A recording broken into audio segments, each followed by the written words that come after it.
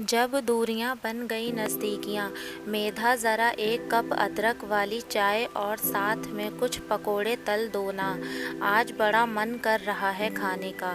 अभय ने ऑफिस से लौटकर कपड़े चेंज किए, हाथ मुंह धोया और अपना लैपटॉप लेकर बैठते हुए अपनी पत्नी से कहा, अभय प्लीज़ प्लीज़ पकोड़े पास वाली कैंटीन से ऑर्डर कर दो, वो बिल्कुल फ्रेश ही बनाता है। मुझे कल का प्रेजेंटेशन समय से तैयार कर लेना है। इसी प्रेजेंटेशन पर मेरा प्रमोशन टिका है। मेधा ने अपने लैपटॉप पर ही आंखें गड़ाए हुए जवाब दिया, ये क्या मेधा, तुम्हारे काम को देखते हुए मैं कभी भी कुछ नहीं कहता, लेकिन क्या अब मुझे घर की बनी चीज़ें भी नहीं मिल सकती खाने को? अभय चिढ़ उठा, तो क्या मैं कभी आपको कुछ बनाकर खिलाती नहीं? सिर्फ आज ही तो कह रही हूँ, पकोड़े आ जाएंगे तो मैं उठकर चाय बना दूंगी। मेधा का स्वर अभी भी मध्यम ही था, लेकिन हमेशा शांतिपूर्वक बात को सुन समझ लेने वाले अभय को जाने क्यों आज बहुत गुस्सा आ गया। वो लगभग चिल्लाते हुए बोला, बिल्कुल भी नहीं, पकोड़े घर में ही बनेंगे, उठो और जाकर बनाकर लाओ, फिर करती रहना अपनी प्रेजेंटेशन की तैयारी। अभय ये क्या बच्चों जैसी जिद लेकर बैठ गए? अभी प्रेजेंटेशन के बारे में पूरा तारतम्य बना हुआ है दिमाग में, ज़रा भी हटूंगी तो ध्यान भटक जाएगा, फिर वो बात नहीं रह जाएगी। मेधा अभी भी शांतिपूर्वक बात को सुलझाने में लगी थी, किंतु अभय और भी अधिक नाराज़ हो उठा और बोला, तुम्हारा अगर यही एटीट्यूड है तो कल तुम प्रेजेंटेशन नहीं रेजिग्नेशन लेटर लेकर आओगी अपने बॉस को। बस अब कोई बहस नहीं चाहिए मुझे। मेधा चौंक उठी। ज़रा सी बात पर इतना बड़ा निर्णय सुनाने के अंदाज पर उसे भी अब क्रोध आ गया। वो भी फट पड़ी, क्यों रेजिग्नेशन क्यों? मैंने शादी से पहले ही जब ये बात रख दी थी कि कोई बहुत ख़ास कारण नहीं होगा, मैं अपनी जॉब नहीं छोड़ूंगी। और क्या ऑफिस में काम आप ही करते हैं, मैं नहीं? अगर पकोड़े बाहर से मंगवाकर 2 कप चाय आप ही बना लेते तो कौन सा पहाड़ टूट पड़ रहा था। लेकिन आप पुरुषों की तो यही समस्या है, बात बात में ईगो हर्ट हो जाता है आपका। दोनों में इसी बात को लेकर तू मैं इस कदर बढ़ गई कि मेधा ने अपने कुछ कपड़े, लैपटॉप और ज़रूरी सामान समेटा और ऊबर टैक्सी बुलाकर अपने पीहर चली गई। उसका पीहर उसी शहर में था। अभय उसके इस कदम से हतप्रभ रह गया। उसे ऐसी किसी बात की उम्मीद नहीं थी। अब उसका पारा और चढ़ गया। नाराज़गी और झगड़े में मेधा यह भी भूल गई कि अभय को भूख लगी थी। भूख में इंसान ज़्यादा ही चिड़चिड़ा रह जाता है।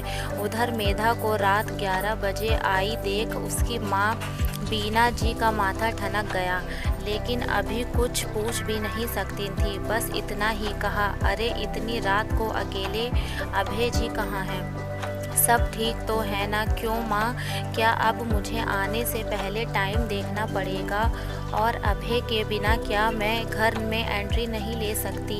मेधा ने उखड़े स्वर में कहा तो बीना जी सख्ते में आ गईं। उन्हें मालूम था कि उनकी बेटी अत्यंत सुलझे और शांत दिमाग की है। फिर ऐसा क्या हुआ होगा? अनुमान लगाते हुए उससे चाय पानी पूछने लगी।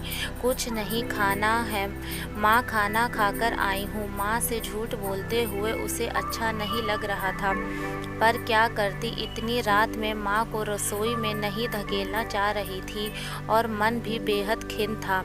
उसका दूसरे दिन किसी तरह से मेधा ने अपना प्रेजेंटेशन दे दिया, जो कि बॉस और बाकी सदस्यों ने काफ़ी पसंद भी किया। अब मेधा का प्रमोशन पक्का था, लेकिन जाने क्यों मेधा अपनी इस उपलब्धि पर खुलकर खुश नहीं हो पा रही थी। उधर अभय इस बात से इतना ज़्यादा आहत हुआ कि उसे तेज़ ज्वर से जकड़ लिया। ब्लड प्रेशर भी बढ़ गया। उसने ऑफिस से 2-3 दिन की छुट्टी ले ली। मेधा ने माँ को अपनी अच्छी प्रेजेंटेशन के बारे में बताया और ये भी कि अब उसका प्रमोशन पक्का ही समझो। अरे वाह, ये तो बहुत अच्छी खबर है। तुमने अभय जी को फ़ोन करके बताया? माँ खुश होते हुए बोली, नहीं अभी वो व्यस्त होंगे, बाद में बता दूंगी। मेधा तटस्थ स्वर में बोली। माँ चौंक पड़ी।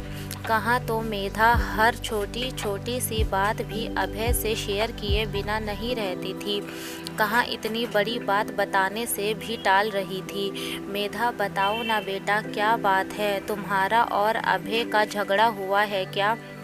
आखिर ऐसी क्या बात हो गई कि आने के बाद से तुमने एक बार भी फ़ोन नहीं लगाया?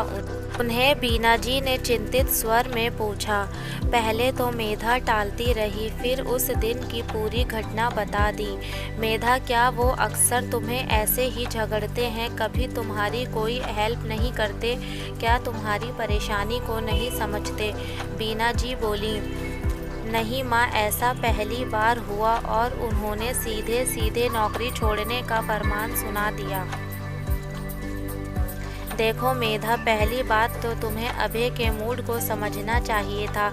अगर वो बार बार तुमसे बोल रहे थे तो तुम उसका कारण समझने की कोशिश तो करती। माना कि तुम दोनों पति पत्नी कंधे से कंधा मिलाकर चल रहे हो, लेकिन ऐसे भी चलने से क्या फ़ायदा कि हल्की सी ठोकर भी ना झेल सको।